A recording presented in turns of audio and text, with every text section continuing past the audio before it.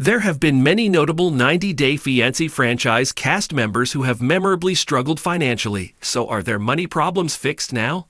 The OG 90 Day Fiancé show debuted in 2014, and it currently has 10 complete seasons behind it. 90 Day Fiancé, Happily Ever After, was the first franchise spin-off and originated in 2016.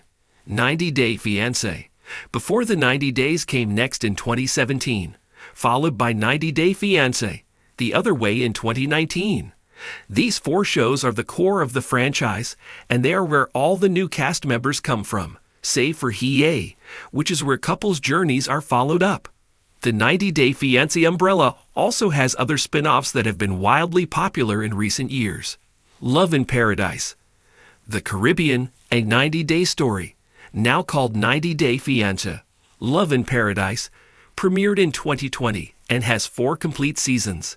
90 Day, The Single Life, 90 Day Diaries, The Family Chantel, Darcy and Stacy, and 90 Day Bears have all been spin-offs that follow established cast members in their lives after their initial run in the franchise. Over the years, finances have been a serious and very relevant topic plaguing many of the cast members. To bring a foreigner to America on a K-1 Fiancé visa, applicants need to meet a minimum income requirement, which has proved difficult for many of the cast on this list. What's more, maintaining relationships with people abroad has been an expensive endeavor for the Americans of the show, and has dug some deep holes for some that have been daunting. In Love in Paradise Season 4, Luke Berry went to Colombia to tell his 19-year-old fiancée that he was broke after supporting her upscale lifestyle the past year. Before the 90 Day Season 7's Lauren Allen also went to his foreign love interest's country broke, but the pair got engaged despite the hurdle. These 2 examples don't compare to the financial despair of those on this list. The 90 Day Fiancé cast members on this list were in dire financial straits, and an update on their current money landscape is insightful. 90 Day Fiancé, Before the 90 Days star Niles Valentine met his now fiancée, Matilda Unti, on social media after she sent him a message. The pair dated virtually for 2 years before Niles, who has autism spectrum disorder, went to Matilda's native Ghana to meet her for the first time. Matilda was adamant about getting married on Niles' first trip, as he had proposed to her over video call previously. Niles had reservations he expressed to Matilda, and the pair decided to just do the traditional knocking ceremony. However, Niles was implored to go through with the marriage after his stand-in Ghanaian father, Mr. Ark, said he couldn't break tradition and had to marry Matilda. This led Niles to reveal to Matilda that he lost his job before going to Ghana, and that he was broke and couldn't afford the wedding. With his back against the wall, Niles asked Mr. Ark to come up with his deficit for the wedding with a loan, and Mr. Ark obliged. Things are looking better for Niles now, however, as he has been at his new job since January 2024. With job security, Niles is in a better position to bring Matilda to the U.S. and pay back Mr. Ark. Gino Palazzolo entered the 90 Day Fiancé franchise in Before the 90 Days Season 5 when he went to Panama to meet his Panamanian girlfriend, Jasmine Pineda, for the first time. The 2 had met on a sugar baby website. At the time, Gino was working as a product development engineer for an automotive company. Before meeting Jasmine in person, Gino started funding Jasmine's lifestyle, including paying for her cosmetic procedures. Gino described himself as money-conscious and was worried about how much he spent on Jasmine. When Jasmine arrived in America on the K-1 visa, Gino revealed he had quit his job to spend more time with her, and that he was living off his $600,000 retirement savings. Jasmine felt Gino was withholding his money from her and financially controlling her. Gino thought he was trying to maintain a budget. In The Last Resort Season 2, which Gino and Jasmine are currently on, money has not been brought up yet. However, Gino and Jasmine are now broken up, so Gino does not have to spend lavishly on her, which no doubt helps his wallet. Tiffany Franco first appeared in 90 Day Fiancé, The Other Way Season 1. Tiffany was a single mom to a son and was a makeup artist. She moved to her fiancé Ronald Smith's native South Africa, and the 2 got married and quickly became pregnant.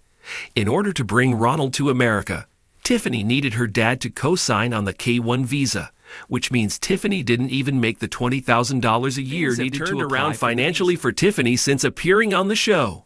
She launched her own makeup line in 2021 and has a large following on Instagram and TikTok, where she posts paid short videos and does brand promotions. Tiffany has claimed Ronald barely helps monetarily with their kids. When Kalani Fagata first appeared in 90 Day Fiancé Season 6, she did not work. She had to have her parents co-sign for her fiancé Asuelu Pula's K-1 visa. From there, she became a stay-at-home mom, and Asuelu worked part-time. It's unclear how the couple survived financially, but it was likely with the help of Kalani's parents, who they lived with. These days, Kalani and Asuelu are divorced and co-parenting. Kalani had a third child, and Kalani makes money doing brand promotions and cameo videos. David Toborowski went to Thailand after a health scare and losing all his money in a divorce. He survived off his friend Chris when he met Annie Suwon in Thailand. Chris had to co-sign for Annie's visa, and the pair moved to Kentucky with no money and lived in one of Chris' empty office buildings. However, through their 90-day fiancé fame, David and Annie launched a cooking channel, continue to appear in the franchise, and do brand and company promotions to earn a living. They've been able to buy a big house and split their time between the U.S. and Thailand. Now they have a baby on the way and are laying roots in Thailand. Rachel Walters went to England to meet John Walters in before the 90 Day Season 2. They got married, and Rachel, a mom of two, needed a co-signer for John's visa since she lost her job. Rachel and John struggled with visa denials for many years until they ultimately broke up in 2024. Now, Rachel doesn't have to pay for John's visa and travel back and forth to England. She runs an Etsy store selling handmade trinkets and is on Cameo. Nicole Nafziger and Azen Tifu were introduced in 90 Day Fiancé Season 4, when Nicole went to Morocco to meet Azen in person for the first time in person. After becoming engaged, single mom Nicole asked her dad to co-sign for Azen's visa. However, they did not make it far in the application process, as the pair broke up. Nicole put all her limited money into traveling to see Azen, and then $12,000 into opening a store in Morocco with him. The store never came to fruition, and Nicole left the relationship and went back home to live with family in Florida. Nicole most recently worked at Starbucks, and she gets money through clickbait ads that anger fans. Jibri Bell brought his Serbian wife Mayona Bell to America on the K-1 visa in 90 Day Fiancé Season 9. They moved into his parents' house in South Dakota, and it's unclear whether he needed a co-signer for the visa. Jibri gave Mayona a jet-setting life before they got married, but was unable to deliver that upon her arrival in America. It looked like Jibri and Mayona were down bad, as Jibri's music career dwindled. However, Mayona launched a successful ponytail business and was seemingly supporting the two. But Mayona and Jibri broke up after a year of marriage, and Jibri has been finding himself on a spiritual journey in Asia, while Mayona has bought a house with a new man. Mayona is certainly up, and it's unclear how Jibri is funding his current lifestyle. Emily was a part-time nanny when her Cameroonian husband, Code Blaze, came to America on the K-1 visa her parents co-signed for in 90 Day Fiancé Season 9. The pair lived in Emily's parents' house and mooched off their helping hand. Code got a job with Concrete after he got his green card, and Emily became a stay-at-home mom. The pair now have 3 kids and were talking about moving into a house of their own. Code got hurt and needed ACL surgery, keeping him off of work. The couple seemed to be supporting themselves through selling merchandise and doing brand promotions. Emily's parents are likely helping out a lot too. 90 Day Fiancé's James Solis worked at his family's elevator company in Maine, while his Indonesian wife Mytalia Solis sold handmade jewelry online. James abruptly left his family's business with no notice to move to Indonesia, where the couple helped Mytalia's family sell banana chips. They also left an over $700 a month car note back in the States. Realizing that he couldn't financially support his wife, James went back to America to grovel to his family for his job back.